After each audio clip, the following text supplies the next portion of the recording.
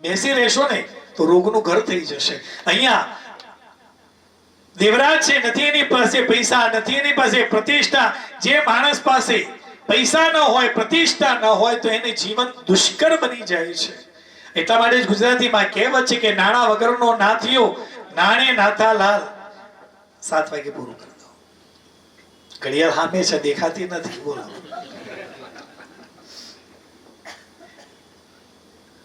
માટે ઘણા બધા યુવાનો પણ આવે છે. હું કહું યુવાનીની અંદર 25 થી 40 વર્ષની ઉંમરની અંદર ખૂબ મહેનત કરો, પૈસા ભેગા કરો, પરસેવો પાડી અને પૈસા ભેગા કરો. અને એ જે સંપત્તિ કમાઈ છે ને, આફ્ટર 40, આફ્ટર 50, એ પરસેવાની કમાણી છે ને, એ પર સેવાની અંદર વાપરવાની છે.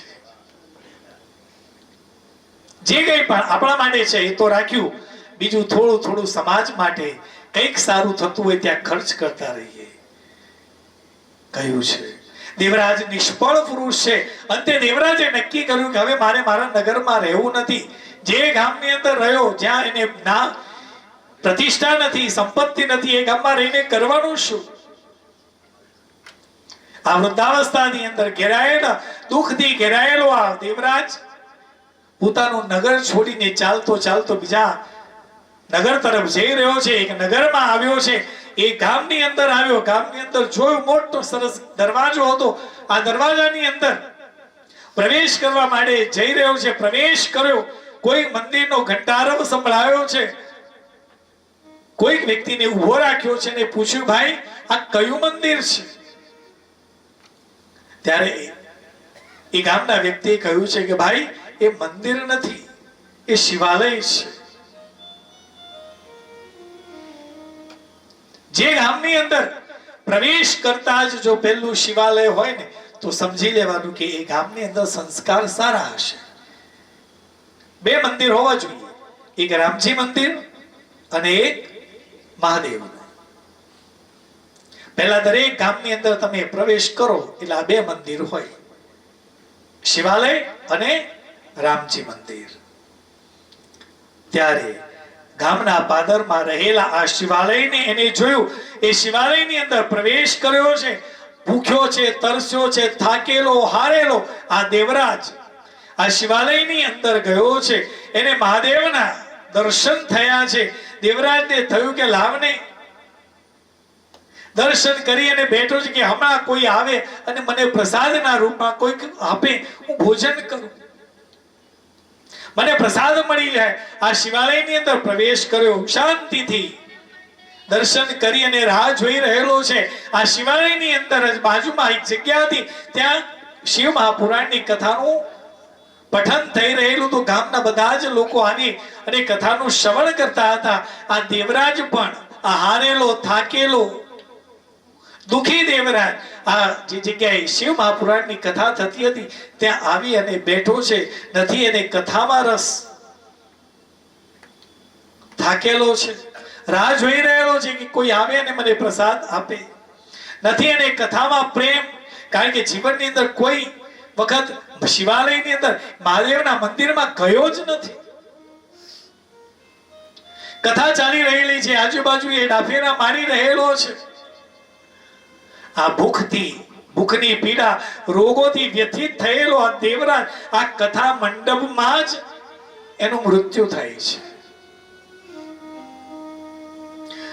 સ્થૂળ શરીરની વ્યવસ્થા મનુષ્ય કરતો હોય છે, આપણે કરતા હોઈએ છીએ, પણ સૂક્ષ્મ શરીરની વ્યવસ્થા આપણા કર્મો કરતા હોય છે.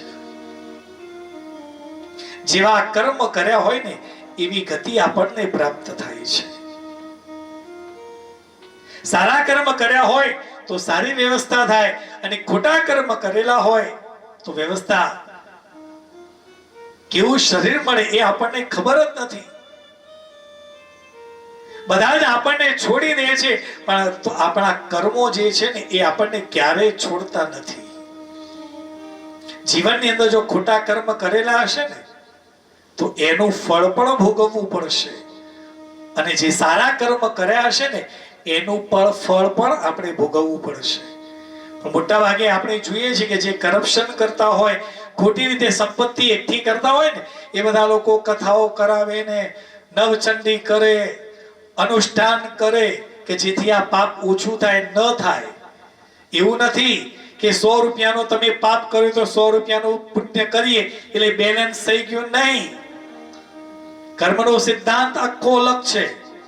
તમે 100 રૂપિયાનું ખોટું કામ કર્યું એ પણ ભોગવવાનું છે, અને સારું કાર્ય કર્યું છે એનું ફળ પણ તમારે ભોગવવાનું છે. અહીંયા આપણે બેલેન્સ થતું નથી. એટલે બહુ સાવચેતી રાખી અને કાર્ય કરો, જીવન જીવો.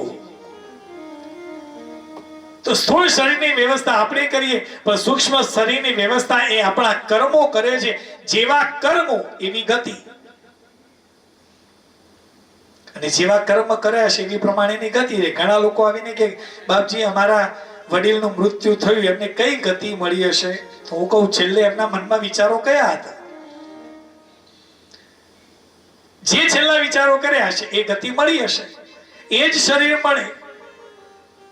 એ તો ભાગવત પણ કહે છે ને શિવ મહાપુરાણ પણ કહે છે. એવા અસંખ્ય દાખલાઓ છે. આ દેવરાજનું શરીર જે છૂટું પડ્યું, છૂટ્યું, કહ્યું કે સૂક્ષ્મ શરીરની વ્યવસ્થા લોકોએ કરી, પણ એના કર્મોની જે પ્રમાણે હતા એ કર્મો પ્રમાણેની વ્યવસ્થા એના કર્મો કરતા હોય છે. ત્યારે જીવનની અંદર કોઈ કર્મ સારા કર્યા નહોતા, ત્યારે યમદૂતો એને લેવા માટે આવ્યા છે, લઈ જવાની તૈયારી કરી રહેલા છે. એ વખતે ભગવાન મહાદેવને કૈલાસમાં ખબર પડી છે કે દેવરાજે શરીર છોડ્યું. ભગવાન મહાદેવ ઉભા થયા છે. આ મહાદેવ કેવા છે? શાંતાકારમ શિખર શયનમ નીલકંઠમ સુરેશમ વિશ્વાધારમ સ્ફટિક સદૃશમ શુભ્રવર્ણમ શુભાંગમ ગૌરી કાંતમ ત્રિનયનમ યોગિવીર્યાનગમ્યમ વંદે શંભુ ભવભયહરમ સર્વલોકૈકનાથમ. ભાલમાં ભસ્મનું ત્રિપુંડ છે, હાથમાં ત્રિશૂળ છે, ડમરું છે, મસ્તક પર બીજનો ચંદ્ર છે, શરીર પર મૃગ ચર્મ ધારણ કરેલું છે, મસ્તક પર જટા છે, ત્રિનેત્ર છે. એવા પિનાકધારી મહાદેવે ગંભીર વદને બોલ્યા છે. શિવના ગણોને આજ્ઞા કરી છે કે જાઓ અને દેવરાજને કૈલાસમાં લઈને આવો, પધરાવી લાવો. હર હર મહાદેવ, હર હદેવ, હર હર મહાદેવ કરતા આ શિવના ગણો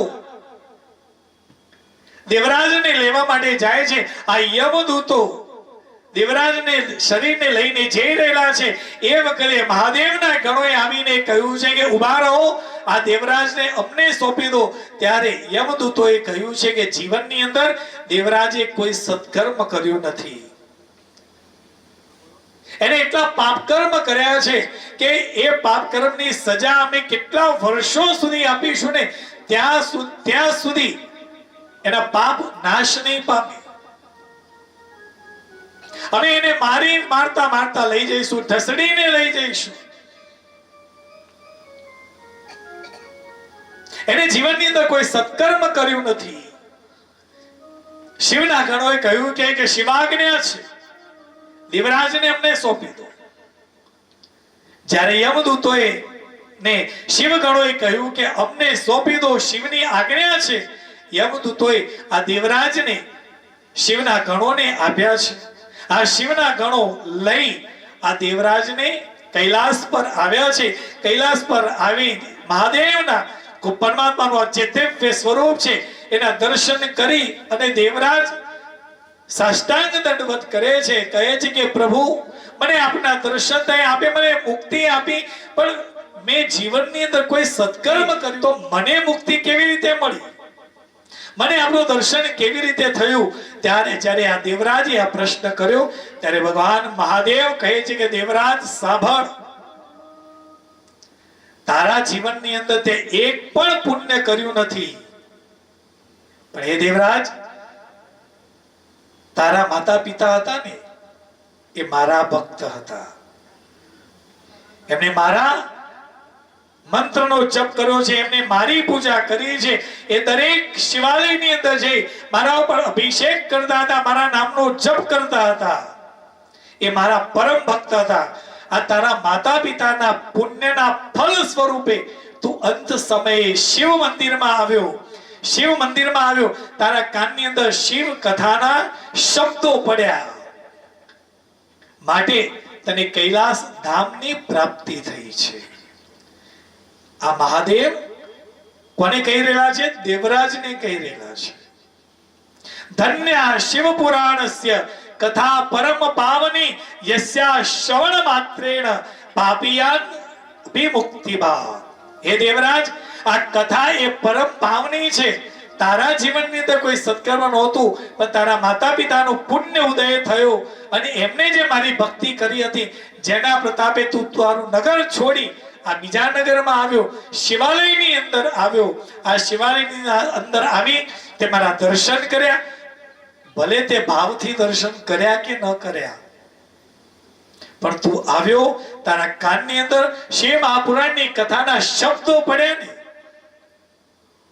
તને મુક્તિ મળી છે. આ ભગવાનની કથા, આ આદિદેવ પરમપિતા પરમાત્મા શિવની કથા જો કોઈ પણ વ્યક્તિ એકાગ્ર ચિત્તે ભાવથી જો સાંભળે ને, એને મુક્તિ આપે છે. હું એને પરમ પદ આપું છું, એવું મહાદેવે શિવ મહાપુરાણની અંદર કહ્યું છે.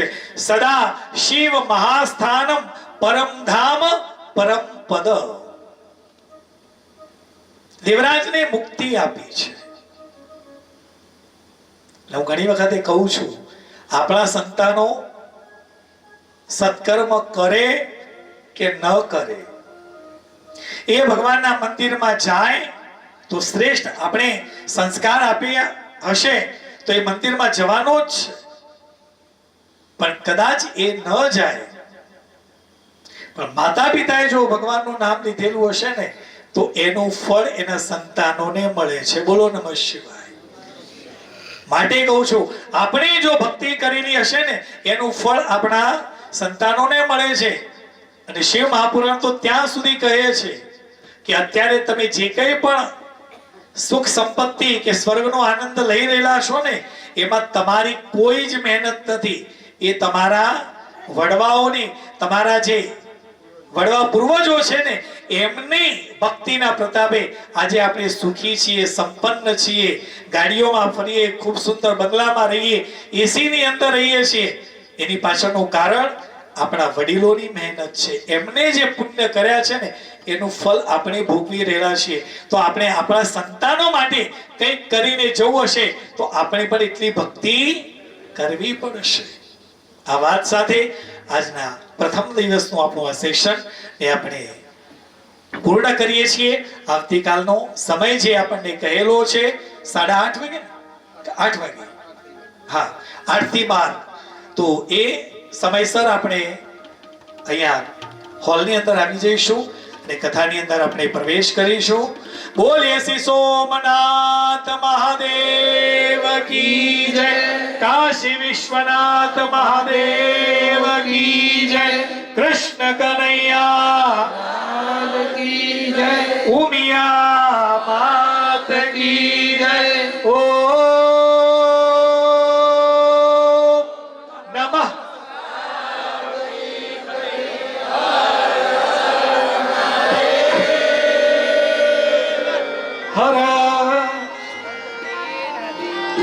जय शिव ओंकारा, ब्रह्मा विष्णु सदा शिव, ब्रह्मा विष्णु सदा शिव, अर्धांगी दारा. ओम जय शिव ओंकारा, एकानन चतुरा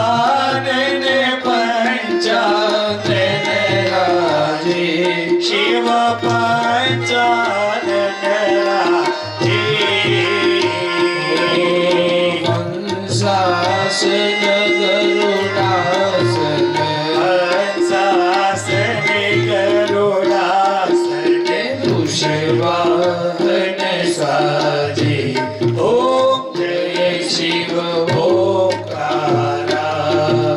दो भुज चार चतुर्भुज, દશભુજ અતિ સોહે શિવ દેશ મુજે અતિ સોહે દીનો રૂપ નિરખતા દીનો રૂપ નિરખતા ત્રિભુવન જનનો હે ઓમ જય શિવ ઓમકારા અક્ષમાલા વનમાલા મુટે માલા ધારી શિવ મુટે માલા ધારી ચંદન મૃગ મદ સોહે ચંદન મૃગ મદ સોહે ગાવે શુભકારી ઓમ જય શિવ ઓમકારા શ્વેતાંબર પીતાંબર વ્યાગાંબર અંગે શિવ વાગા પરયા સનકાદિક બ્રહ્માદિક સનેકાદિક બ્રહ્માદિક પ્રેતાદિક સંગે ઓમ હર હર હર મહાદેવ લક્ષ્મી વર ગાયત્રી પાર્વતી સંગે શિવ પાર્વતી અરધાગી અરુદ્રી ભગી હરયાગી તે વામગી એ શિરસોહત ગંગે ઓમ હર હર હર મહાદેવ કર મધ્યે કમંડલ ચક્ર ત્રિશૂલ ધરતા શિવ ચક્ર ત્રિશૂલ ધરતા જગ કરતા જગ ભરતા જગ કરતા જગ ભરતા એ જગ પાલન કરતા ઓમ હર હર હર મહાદેવ હે બ્રહ્મા વિષ્ણુ સદા શિવ જાનત અવિવેકા શિવ જાનતે અવિવેકા પ્રાણવ અક્ષર મધ્યે પ્રણવાક્ષર કે મધ્યે તીનો એકા ઓમ હર હર હર મહાદેવ ત્રિગુણ સ્વામીની આરતી જે કોઈ ગાવે શિવ જેવો કોઈ ગાવે ભગત શિવાનંદ સ્વામી ભક્ત શિવાનંદ સ્વામી મનવાંછિત ફલ પામે ઓમ હર હર હર મહાદેવ જય શિવ ઓંકારા પ્રભુ જય શિવ ઓંકારા બ્રહ્મા વિષ્ણુ સદા શિવ વરદાની ધારા ઓમ હર હર હર મહાદેવ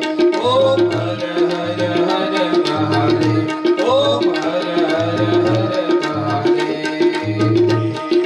કપૂર ગૌરમ કરુણાવતારમ સંસાર સારમ ભુજગેન્દ્રહારમ સદા વસંતમ હૃદયારવિંદે ભવમ ભવાની સહિતમ નમામિ મંગલમ ભગવાન વિષ્ણુ મંગલમ દંપતિમ મંગલમ પુંડરીકાક્ષમ મંગલાય તનોહરિ સર્વમંગલ મંગલે શિવે સર્વાર્થ સાધિકે શરણે ત્રંબકે ગૌરી નારાયણી નમોસ્તુતે નારાયણી નમોસ્તુતે નારાયણી નમોસ્તુતે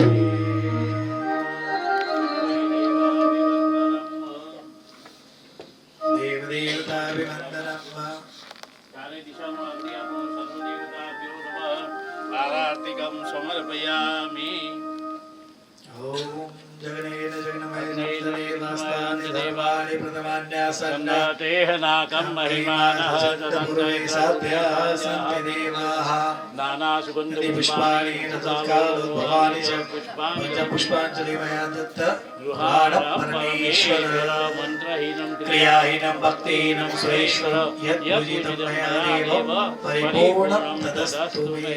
ओम विष्णवे नमः ओम विष्णवे नमः ओम विष्णवे नमः ओम नमः शिवाय ओम नमः शिवाय ओम नमः शिवाय। जब बाप धारो थाने वनमाली उना भोजन प्रभु गाढ़ा थाय वाला उना उना भोजन गाढ़ा थाय साध करे छे તમને ભક્તો રે આજો સાધ કરે છે તમને ભક્તો રે એ વાલા લાડવાન લાપસી ચણાની દાળ વાલા લાડવાન પાપડ પૂરી ને માથે બડી નો વઘાર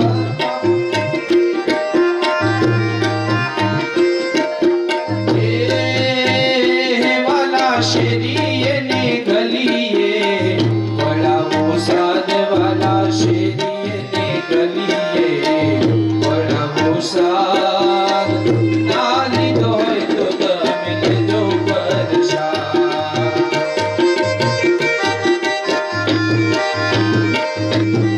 એ વાલા જમીને પરવારી પ્રભુ ઉભારે થાઓ વાલા જમીને પરવારી તમે ઉભારે થાઓ પાદ બીડલાનો તમે લોને મુખમાં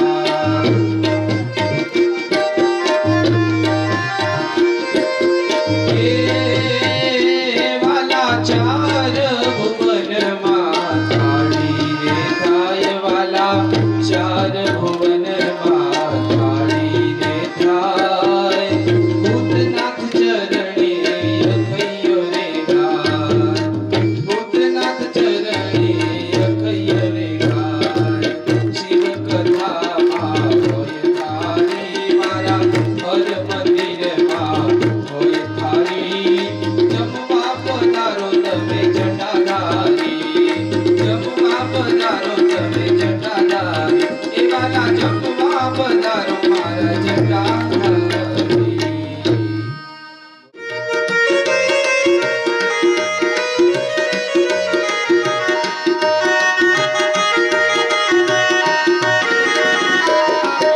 નમઃ શિવાય નમઃ શિવાય હર હર ભોલે નમઃ શિવાય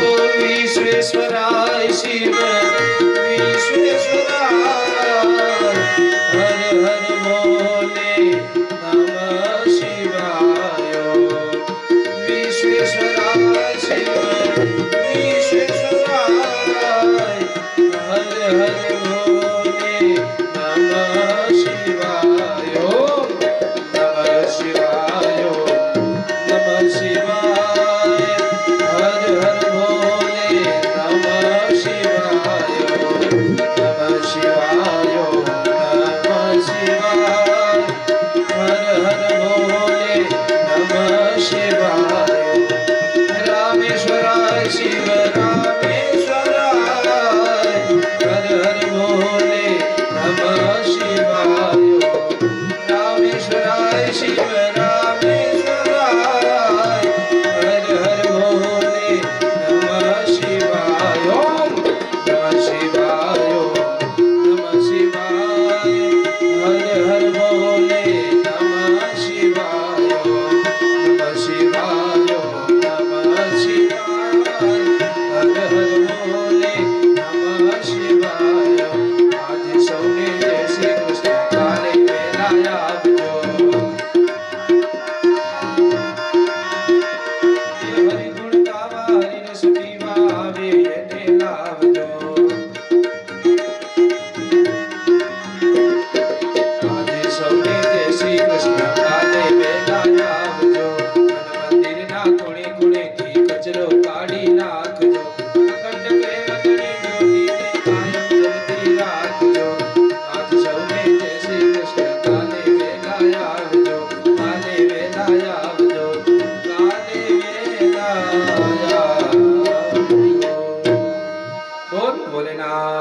ભગવાન કી જય